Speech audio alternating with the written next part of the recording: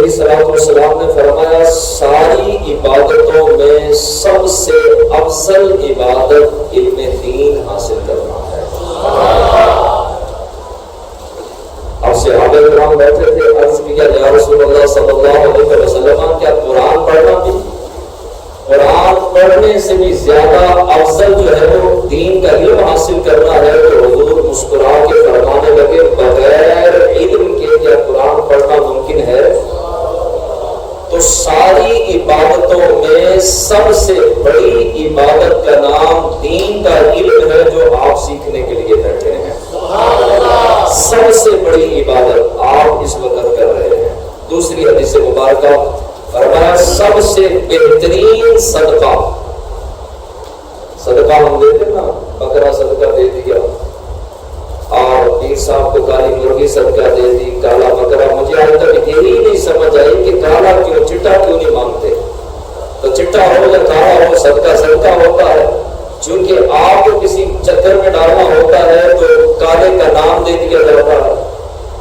तो काला बकरा या चिट्टा बकरा हम सदका देते हैं, या मुर्गी सदका देते हैं, पैसे सदका देते हैं, दीगर चीजें सदका देते हैं। आपके और मेरे आका मौला सल्लल्लाहु अलैहि वसल्लम ने फरमाया सबसे बेहतरीन सदका इल्म दीन हासिल करना है। आप पहला काम क्या कर रहे हैं? सबसे अफजल इबादत। दूसरा क्या काम कर रहे हैं? सदका। तो किराअत करना 3 आयत के बराबर। अगर एक नहीं आयत पहली और दूसरी फर्जों में अगर किसी ने ये आयत पढ़ ली तो उसका फर्ज अदा हो जाएगा। अब रुकू की थोड़ी सी तफसील सुन लीजिए। हुजूर अलैहिस्सलाम ने फरमाया अल्लाह उस नमाज की तरफ नजरे रहमत नहीं फरमाता जिसमें रुकू और सुजूद के दरमियान पीठ सीधी ना हो। इसकी 2 पोजीशनें बनती हैं। दोबारा सुनिए हुजूर का फरमाया अल्लाह के महबूब सल्लल्लाहु अलैहि वसल्लम ने अल्लाह उस नमाज की तरफ नजरे रहमत नहीं फरमाता जिसमें रुकू और सुजूद के दरमियान, रुकू और सजदे के दरमियान पीठ सीधी ना हो। इसके 2 पोजीशनें बनेगी। एक पोजीशन तो ये है कि जब हम रुकू करते हैं तो अपना जो है ये कुब नहीं होना चाहिए, इस तरीके से नहीं होना चाहिए, बिल्कुल कमर सीधी होनी चाहिए। एक तो ये पोजीशन बनती है। और खुलासा अहादीस से मुहद्दिसीन फरमाते हैं कि इससे मुराद ये है कि आप रुकू करें, रुकू करके फिर सीधे खड़े हो जाएं, उसके बाद सजदे में जाएं, फिर एक सजदा करें, उसके बाद कमर सीधी करें और सीधी करके बैठ जाएं, उसके बाद दूसरा सजदा करें। अभी हुजूर अलैहिस्सलाम ने फरमाया मुझे हुक्म हुआ है कि मैं 7 हड्डियों पर सजदा करूं। कितनी हड्डियों पर? बोलिए, कितनी हड्डियों पे सजदा है? 7 हड्डियों पर। हुजूर ने फरमाया एक मुंह की, 2 हाथ, 2 घुटने और 2 पांव, पंजे, दोनों पांव की हड्डियां, दोनों घुटनों की हड्डियां और दोनों हाथों की हड्डियां कितने हो गए? 6 और एक चेहरे। तो ये 7 हड्डियों पे सजदा करना होगा। और फरमाया कि मुझे हुक्म हुआ है कि बाल ना समेटूं हर रकअत में, बाल या कपड़े ना समेटूं। यानी कि बाज़ मर्तबा रुकू करते हुए लोग कपड़े समेट रहे होते हैं या सजदा करते हुए बालों को समेट रहे होते हैं। तो ना बालों को समेटेंगे ना कपड़ों को समेटेंगे, आराम से तसल्ली से पुरसुकून तरीके से सजदा करेंगे। सजदे में पेशानी का जमना ये जरूरी है, ये ज़हन में रखे। बाज लोग नाक की नोक लगाते हैं, समझते हैं कि हमने सजदा कर लिया, लेकिन सजदा नहीं होगा। सजदा फर्ज है और अगर फर्ज ना होगा तो नमाज नहीं होगी। अगर सजदा ही नहीं तो नमाज कैसे होगी? तो लिहाजा पेशानी का जमना जरूरी है। जमने से मुराद क्या है? जमीन की सख्ती महसूस होनी चाहिए। आपने पेशानी रखी और ये नाक की हड्डी, ये वाली नहीं, ये दरमियान वाली नाक की जो हड्डी है इसको लगाया, हल्का सा पीछे आप पंजों पर जोर लगाएंगे तो जमीन की सख्ती आपको यहाँ पर महसूस होगी। अगर जमीन की सख्ती महसूस नहीं हुई तो इसका मतलब है कि पेशानी जमी नहीं, और अगर पेशानी जमी नहीं तो सजदा नहीं होगा, और अगर सजदा ना हुआ तो सजदा फर्ज है, नमाज नहीं होगी।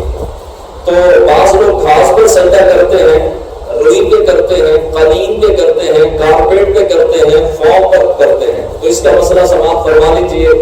اگر سپرنگ والا فارم ہے جو گندے گھروں میں ہوتے ہیں، اس پر اگر کسی نے سجدہ کیا تو سجدہ نہیں ہوگا. عام جو فارم ہے اس پر بھی سجدہ کریں گے تو اس کو جتنا دبائیں گے وہ دبتا رہے گا. اب سر سے کتنا زور لگائیں گے؟ کم از کم دبنے سے مراد یہ ہے کہ آپ پیشانی کے ساتھ اس کو دبائیں.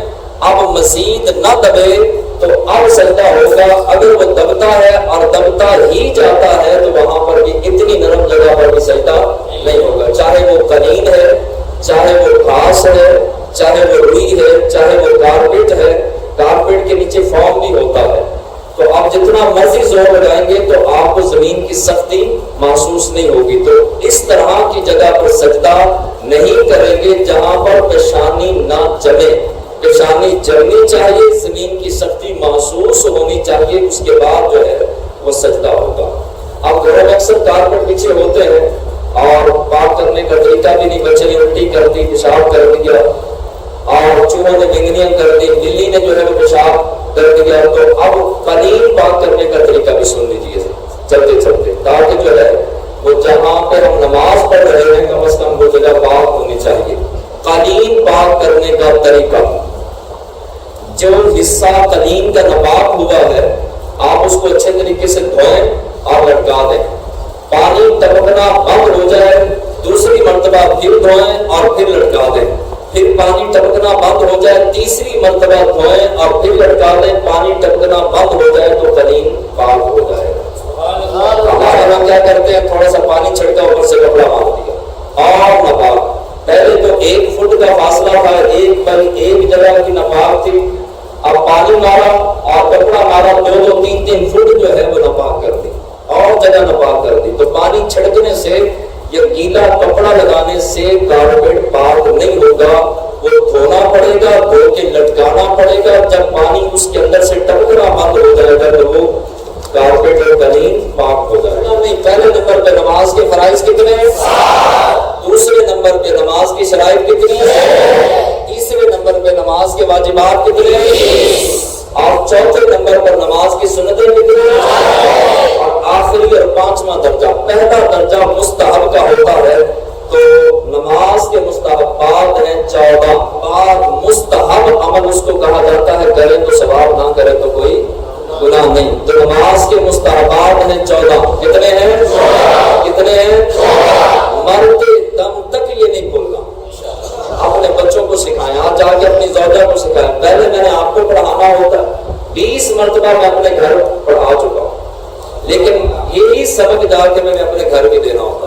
اپنے بیوی بچوں کو بٹھاتا ہوں، بٹھا کے ان کو کہتا ہوں چلو جی آؤ جی نماز کے فرائض سیکھیں، نماز کے واجبات. ہمارے مرنے کے بعد کم از کم نماز تو سیدھی پڑھنی آنی چاہیے کہ نہیں؟ تو نماز کے فرائض کتنے ہیں؟ 7.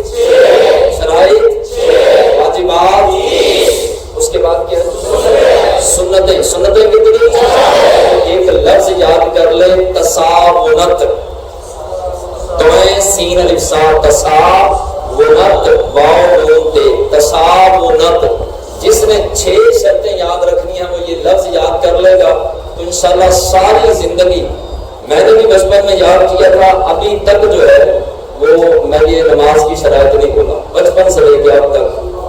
تو آپ بھی یہ لفظ یاد کریں، تساونت، دوئیں سین تس آگے الف تسا آگے واو نون تے، تساونت.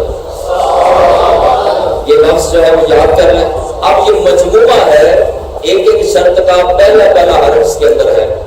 تساونت توئیں سب سے پہلے آئے گا، توئیں سے مراد ہے طہارت. اس کے بعد آئے گا سین، تسا سین آئے گا، سین سے مراد سطر عورت. اس کے بعد الف آئے گا، الف سے مراد استقبال قبلہ، یعنی قبلے کی طرف منہ کرنا.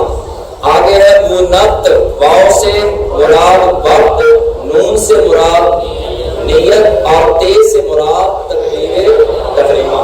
تکبیر تحریمہ فرض بھی ہے اور شرط بھی ہے. تو نماز کی شرطوں میں سے پہلی شرط ہے طہارت. طہارت سے مراد یہ ہے کہ کپڑے پاک ہوں، جسم پاک ہو، جس جگہ پہ آپ تو یہ تین چیزیں اگر پاک ہیں تو طہارت پہلی شرط ہو گئی پوری. آگے ہے ستر عورت، سین سے مراد یہ ہے ستر عورت، اور ستر عورت سے مراد یہ ہے کہ بیلی بٹن سے لے کے یہ ناف سے لے کے تنی شریف سے لے کے گھٹنوں سمیت یہ سارے جسم کا چھپا ہونا نماز کے لیے شرط ہے. نماز کے لیے کیا ہے؟ طہارت سے مراد یہ ہے کہ بدن پاک ہو، جسم پاک ہو، جگہ پاک ہو. ستر عورت سے مراد یہ ہے کہ بیلی بٹن سے ناف سے لے کے گھٹنوں سمیت، گھٹنوں تک نہیں، گھٹنوں سمیت اتنا جسم کا حصہ سارے کا سارا چھپا ہوا ہونا، ڈھکا ہوا ہونا یہ ضروری ہے. اب ستر عورت کے بعد ہے استقبال قبلہ، قبلے کی طرف منہ کرنا.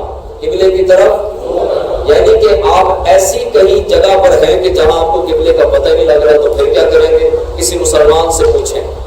آج کل ڈیجیٹل ماحول ہے اور انٹرنیٹ کا دور ہے، ان ذرائع سے پوچھیں. پھر بھی نہ پتہ چلے تو جس طرف آپ کا دل مانتا ہے آپ تحری کریں، غالب گمان کریں. جس طرف آپ کا دل بیٹھ جائے کہ قبلہ، مثال کے طور پر قبلہ ادھر ہے، آپ کا دل مطمئن ہوا ادھر، تو آپ نے ادھر منہ کر کے نماز پڑھ لینی ہے، نماز ہو جائے. ٹھیک ہے جی، جہاں پہ کوئی بتانے والا نہیں ہو جائے. یہ میدانوں کی بات ہے یا جنگلوں کی بات ہے یا پہاڑوں کی بات ہے، تو آج کل تو مشکل کوئی نہیں. تو استقبال قبلہ یہ نماز کی شرطوں میں سے ایک شرط ہے، قبلے کی طرف منہ کرنا. آگے ہے وقت، جو بھی نماز کا وقت ہے اسی وقت میں نماز ادا کرنی ہوگی. آپ نے وقت سے پہلے پڑھ لی تو بھی نہیں ہوگی، بعد میں پڑھیں گے تو قضا پڑھیں گے. مثال کے طور پہ آپ نے جو ہے وہ عصر کی ظہر کی نماز پڑھنے لگے، تو ابھی ظہر کا وقت شروع نہیں ہوا تو آپ نے ظہر کی نماز پڑھ لی تو ظہر کی نماز نہیں ہوگی.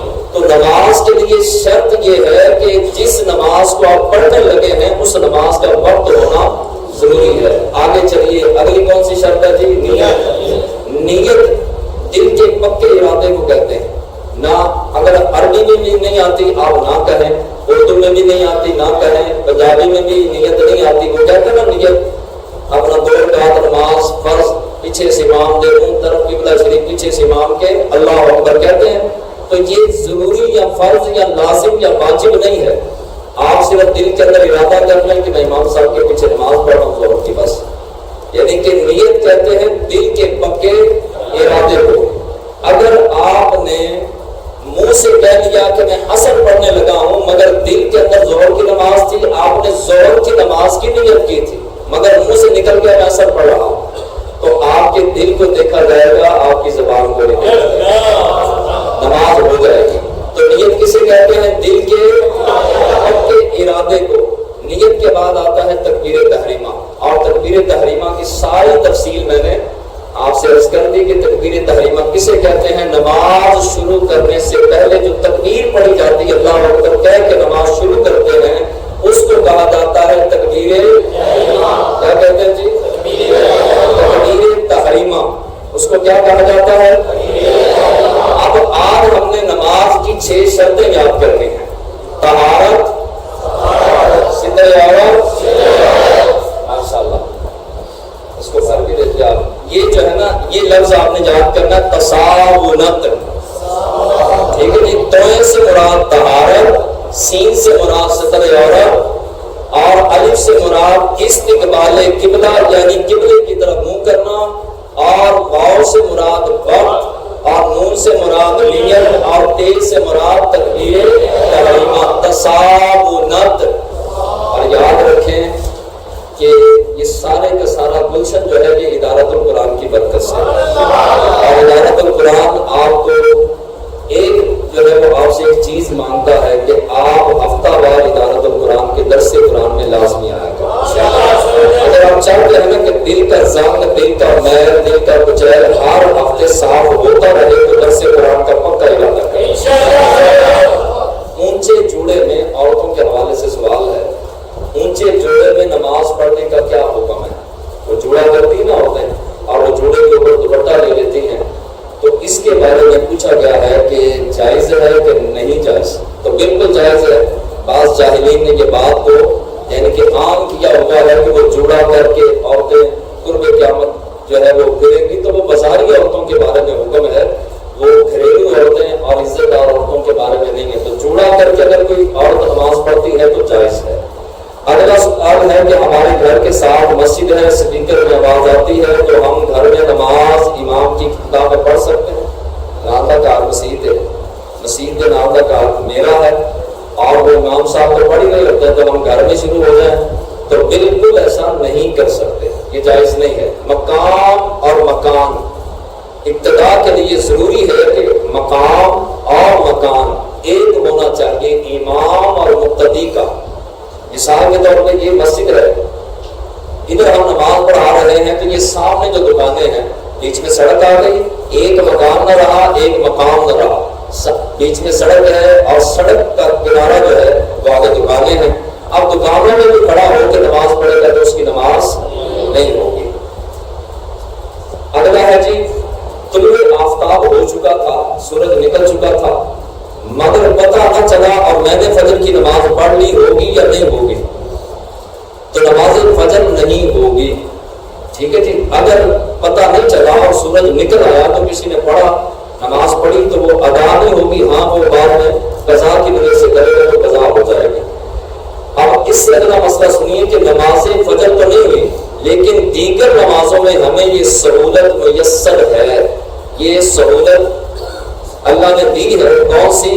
ظہر کی نماز کے وقت آپ نے تکبیر کہی، ظہر کا آخری وقت تھا، بالکل ختم ہونے والا تھا ٹائم ظہر کا، آپ نے کہہ دیا اللہ اکبر، اللہ اکبر کہہ کے بھی ہاتھ باندھے تھے، ظہر کا وقت ختم، عصر کا شروع ہو گیا، لیکن علماء کہتے ہیں کہ پھر بھی ظہر کی نماز آپ کی ادا ہو جائے گی۔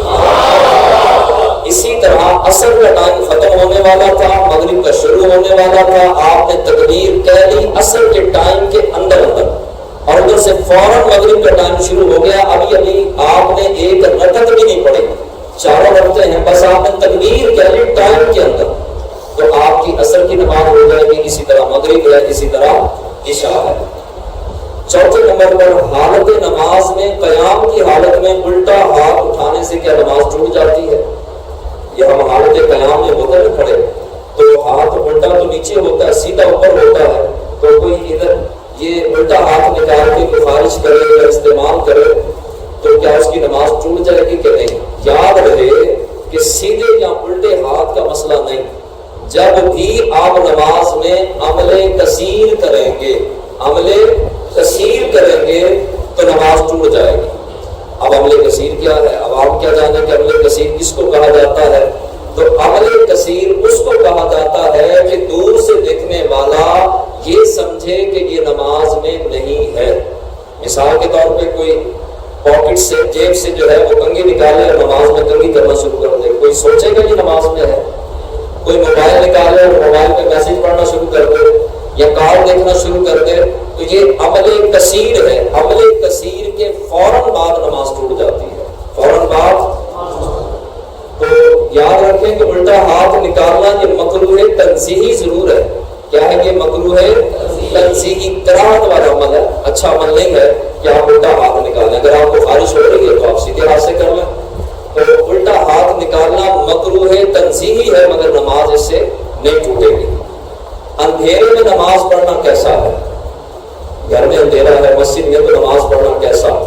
اگر اتنا گھپ اندھیرا ہو کہ ہاتھ کو ہاتھ نہ سجائی دے، ہاتھ کو ہاتھ نظر نہ آئے، مثلا کہ یہ ہاتھ آپ نے رکھا ہے سامنے تو آپ کو ہاتھ نہیں نظر آ رہا یا سجدہ گاہ نہیں نظر آ رہی، تو ایسی جگہ پر نماز نہیں ہوگی۔ اتنا اندھیرا ہوگا تو نماز نہیں ہوگی۔ نماز پڑھنا مکروہ تحریمی ہے، اور یہ بھی میں فقہی مسئلہ عرض کر دوں کہ جہاں پر مکروہ تحریمی نماز میں آ جائے گا اس نماز کو دوبارہ پڑھنا واجب الاعادہ، یعنی کہ اس نماز کا دوبارہ پڑھنا واجب ہو، ٹھیک ہے جی۔ مکروہ تحریمی جہاں جہاں آئے گا تو اتنا اندھیرا تھا، اور یہ اندھیرا مستقل ہو، یہ عارضی اندھیرا نہ ہو۔ مثال کے طور پہ آپ عشاء کی نماز پڑھ رہے تھے تو اچانک مسجد میں لائٹ چلی گئی، گھر کی لائٹ چلی گئی، اب تھوڑی دیر کے بعد جو ہے وہ کسی نے دوسرے نے جو ہے وہ موم بتی جلا دی یا پھر لائٹ جلا دی یا یو پی ایس آن کر دیا، جنریٹر چلا دیا، تو یہ مستقل اندھیرا نہیں،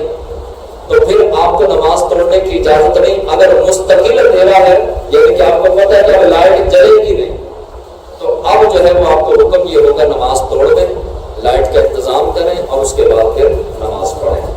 آپ نے وضو کیا، وضو خانے سے آپ باہر نکلے تو نہ تو آپ بازو جھاڑیں گے مسجد کے اندر، نہ آپ داڑھی جھاڑیں گے مسجد کے اندر، نہ چہرے سے چھینٹے اڑائیں گے مسجد کے اندر۔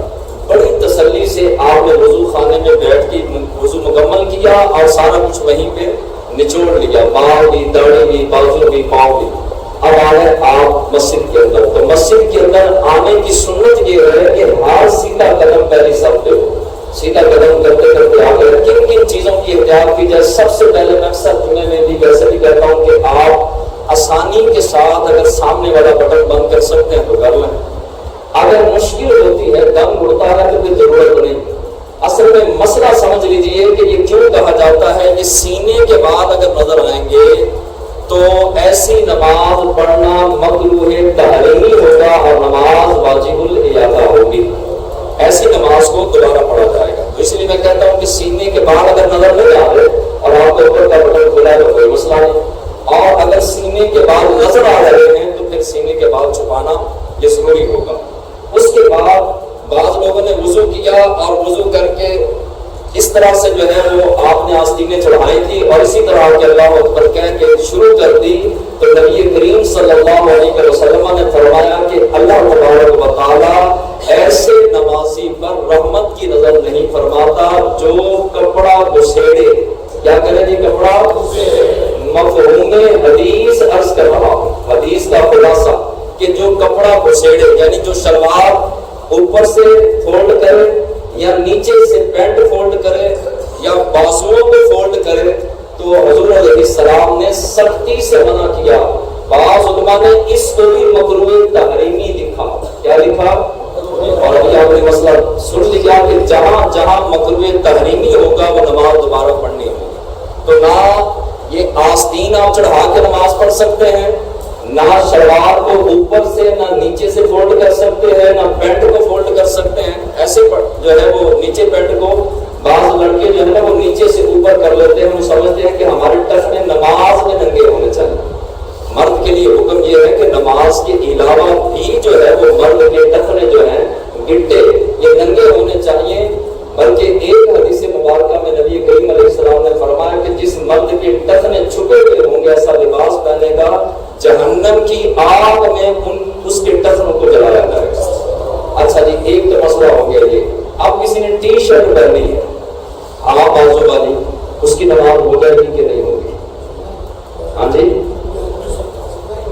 نماز ہو جائے گی، اس کی نماز ہو جائے گی، مگر افضل یہ ہے، اعلیٰ یہ ہے کہ اس کے بعد جو ہے وہ پورے ہوں۔ اگر ویسے نماز پڑھتا، یاد رکھیے کہ حضرت فاروق اعظم رضی اللہ تعالیٰ عنہ تشریف لا رہے تھے، ایک آدمی آیا، اس کے بال بکھرے ہوئے اور بڑا گندا حال، کپڑے میلے اور جو ہے وہ عجیب و غریب۔ آپ نے فرمایا کہاں جا رہے ہو؟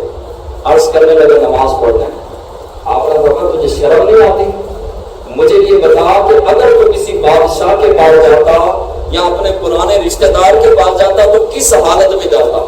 وہ کہنے لگا کہ میں پہلے غسل کرتا، تیار ہوتا، کپڑے پہنتا، بالوں کو کنگھی کرتا، سر پہ دستار باندھتا، بہترین طریقے سے لباس سے بہتر کرتا، اس کے بعد جاتا۔ تو فرمایا کہ ساری کائنات کے بادشاہ کی بارگاہ میں جا رہا ہوں، اس حالت میں جا رہا ہوں۔ حضور علیہ السلام نے فرمایا کہ میری امت کو اگر مشکل میں جو ہے وہ بڑھ جانے کا اندیشہ نہ ہوتا تو میں حکم دیتا کہ ہر مرتبہ ہر نماز میں عطر لگا کے جایا کرو۔ تو صاف ستھرے کپڑے پہن کے اور بادشاہوں کے بادشاہ کی بارگاہ میں آنا ہے۔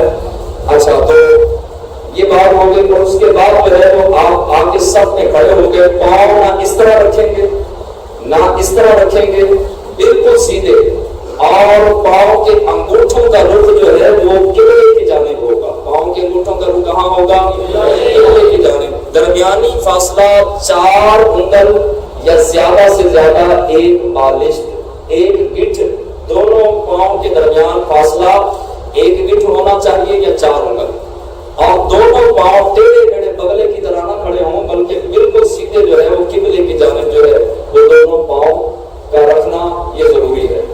اب اگر کسی نے ویسٹ کوٹ پہنی ہے، جرسی پہنی ہے، جیکٹ پہنی ہے تو مستحب ہے، فرض فرض نہیں، واجب نہیں، مستحب ہے کہ وہ اس کی زپ بند کرے یا بٹن بند کر لے، یہ عبد ہے۔ ہمارے بزرگ فرمایا کرتے تھے استاد محترم جو یہ چاہتا ہے کہ اس کے فرض نہ چھوٹے تو اس کو چاہیے کہ وہ اپنے مستحبات کو قائم رکھے۔ مستحب عمل اس کو کہا جاتا ہے جس کو کریں تو ثواب، نہ کریں تو گناہ نہیں ہوتا، تو یہ مستحب ہے۔ اگر کوئی زپ بند نہیں کرتا اور اس کے سینے کے بال بھی نظر نہیں آ رہے تو اس کے لیے یہ جائز ہے۔ جیکٹ ہے، جرسی ہے، یا کوئی بھی اوپر چیز پہنی ہے، ویسٹ کوٹ وغیرہ، واسکٹ جو ہے، اگر وہ پہنی ہے تو بہتر یہ ہے کہ اس کے بٹن بند کر لیے جائیں، اور اگر سر ننگا ہے تو ڈھانپ لیا جائے۔ تو اس کے بعد جو ہے وہ ہاتھ کریں گے، نہ تو ہاتھ اس طرح، نہ آسمان کی طرف دیکھنا ہے، نہ دائیں بائیں دیکھنا ہے، نہ نیچے دیکھنا ہے۔ جب آپ نے نماز شروع کرنی ہے، نماز شروع کرنی ہے تو قبلے کی طرف آپ کی نظر ہوگی، آپ کی ہتھیلیاں دونوں آپ کی جو ہے وہ قبلے کی جانب ہوں گی، اور کے انگوٹھوں کے کنارے کانوں کے کناروں کو لگیں گے، اور اس انداز کے ساتھ یہ قبلے کی طرف ہونا چاہیے۔ اللہ اکبر کہہ کے، اور بعض لوگ کیا کرتے ہیں مثال کے طور پہ اللہ اکبر، ابھی ہاتھ ادھر ہیں، اللہ اکبر مکمل، ایسا نہیں کریں گے۔ اس طرح قبلے کی جانب آپ کی انگلیاں ہونی چاہیے، اور یہ دونوں انگوٹھوں کے کنارے آپ کے کانوں کے کناروں کو لگیں، اللہ اکبر۔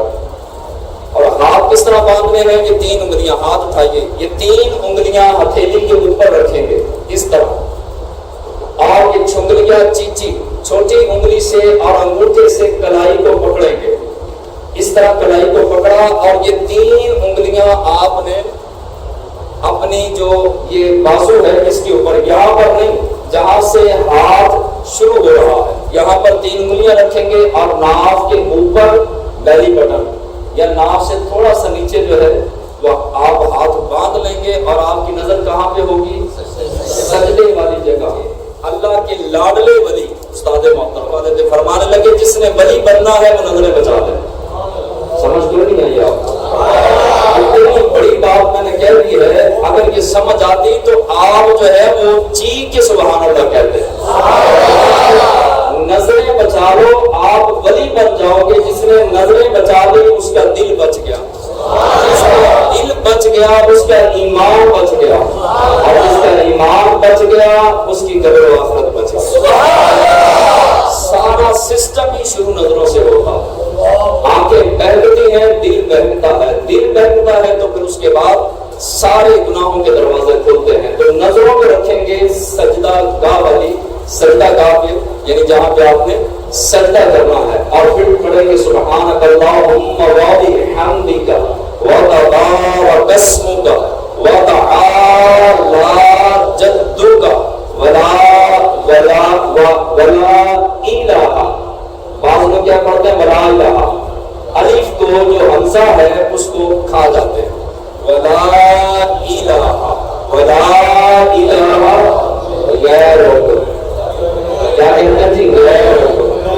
اب یہ غیر کیا ہوتا ہے؟ وائی رک، وائی رک، وائی رک۔ الحمدللہ رب العالمین الرحمن الرحیم مالک یوم الدین ایاک نعبد و ایاک نستعین اهدنا الصراط